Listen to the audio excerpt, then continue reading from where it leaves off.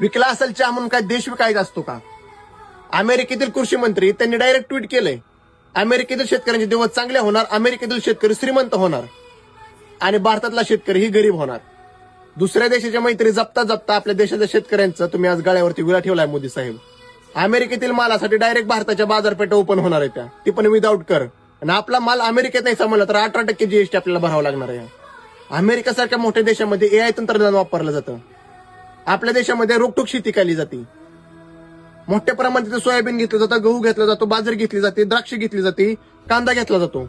आणि तोच माल इकडे आणला आपल्या देशामध्ये तर आपल्या शेतकऱ्यांनी आपला माल विकायचा कुठं?